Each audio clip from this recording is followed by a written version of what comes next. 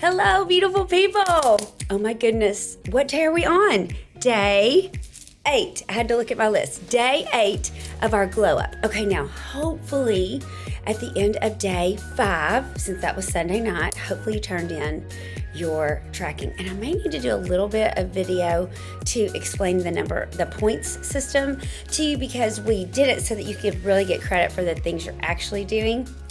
But we won't talk about that today. What I want to talk to you about today, though, is the value of tracking it in general. So, one of my mentors taught me long ago this little saying, a tracked number grows. Now, the great thing is, it doesn't matter if you're applying this to business, to health and fitness, to finances, right? To the number of love notes you write to your spouse or your kiddos, that when we invest the time to know where we're putting in the effort, then the dividends, the returns, the ROI, if you will, are so much greater. And I wanted to give you a personal example because, first of all, I thought it might crack you up, and I thought you might be able to identify with it.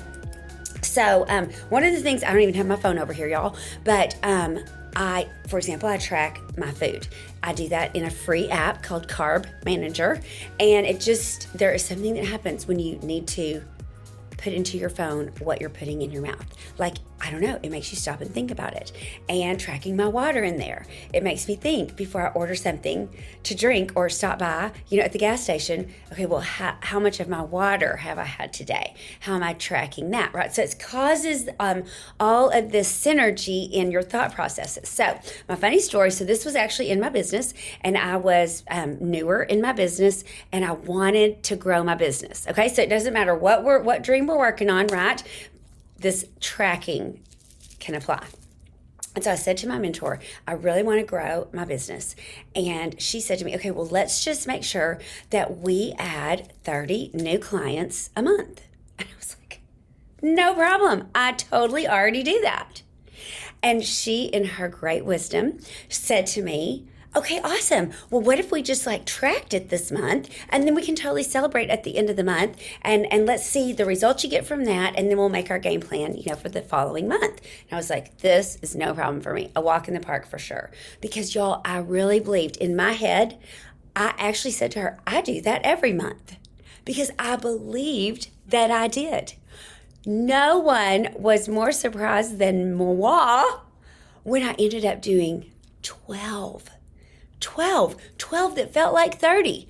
I added 12 new clients that felt like 30. So I shared it with her, and she was like, well, something clearly went awry, because I know you said you always add 30. So let's just do it again. Something weird happened. I said, okay, great. Thank you for grace, because I know I do this every month. Again, y'all, month 2, only 17.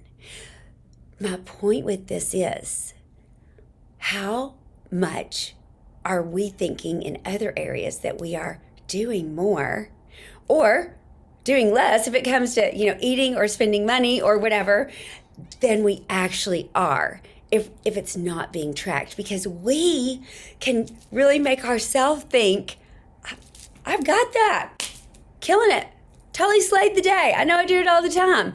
And we sincerely believe it until and unless we take the time and invest it to really get out our sheet, look at what we value most, put that down, and then start to check those off. I noticed in my tracking from this past week, which I got behind on, can I just say that? I didn't even get caught up until the night of day 3. So true confessions here.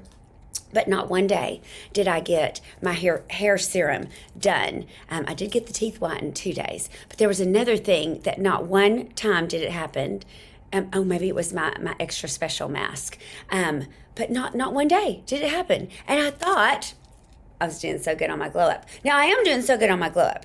And what the tracking shows me is, okay, either those things aren't really as important to me, so I might want to switch some things around, or I might want to give a bit more attention and arrange my time in such a way that I can make sure I fit those in. Or maybe it's as simple as I need my list on, my bathroom mirror and the refrigerator in a couple of different places to remind me, instead of just going into my desk and thinking I'm going to remember everything. So I'm dying to hear, what do you think about this? Has this ever happened to you where you thought, I'm slaying. And then you started tracking it and realized, whoa, this is a lot of information. So to me, here's the secret sauce. We'll close with this.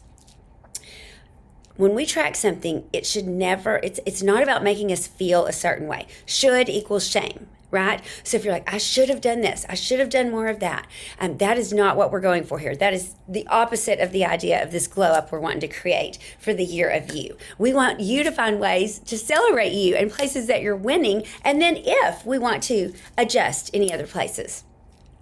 So the secret sauce is that your tracking is simply a report. It's simply information. It's like reading a book. It's not a grade. It is not a grade, nor is it a forecast of what you're capable of. It's simply a report, information on what you did last week. And is that really what you value? Was your self-care where you wanted it to be? If you have side hustle goals, if you've got family goals, if you've got financial goals, fitness goals, were those where you want them to be? Or would it be great this week to take another look and see, are we arranging our time according to what we really value for the year of us?